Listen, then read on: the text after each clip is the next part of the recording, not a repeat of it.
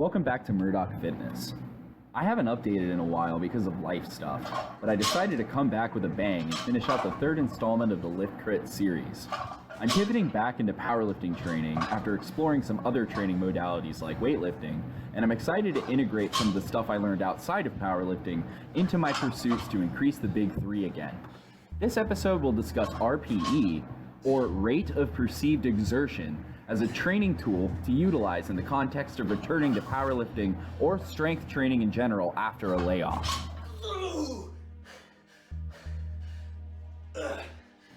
If you're lucky enough to live in a state where gyms are allowed to reopen, I live in North Carolina, which has not reopened gyms, but has allowed outdoor fitness classes and other workarounds. So basically I'm able to squat outside. You're probably facing the dilemma of figuring out how to make the best use of your first few weeks back in the gym. I'm going to talk about the 4-3-2-1 method I use to establish working maxes for lifts I haven't trained in a while. RPE is the foundation of the 4-3-2-1 method, as you have to be able to gauge how cumulative fatigue from the session is influencing your strength levels. But what is RPE?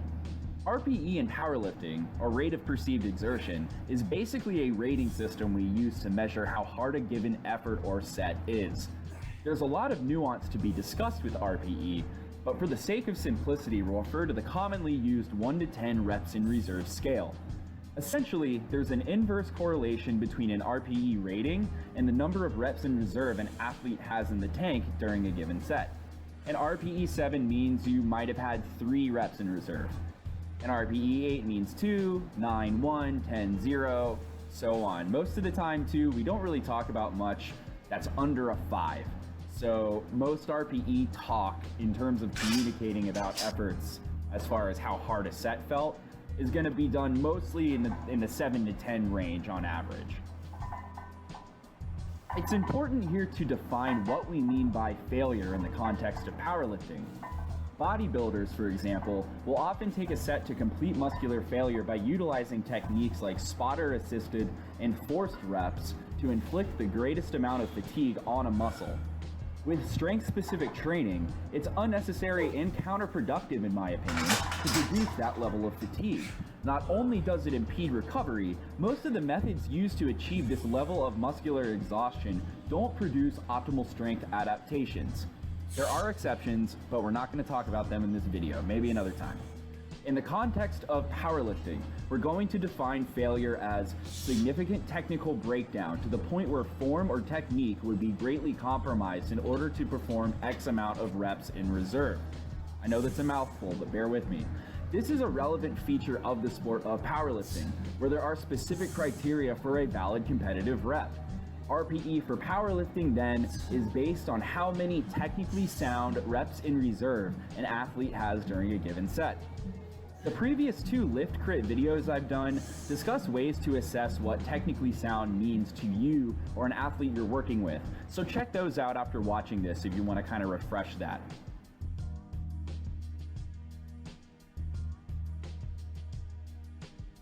With all that in mind, let's go ahead and dive into 4-3-2-1. The 4-3-2-1 workout basically breaks down like this. Warm-up. 4 warm-up sets working to an RPE 7 set of 4. 3 RPE 7 to 8 sets of 3.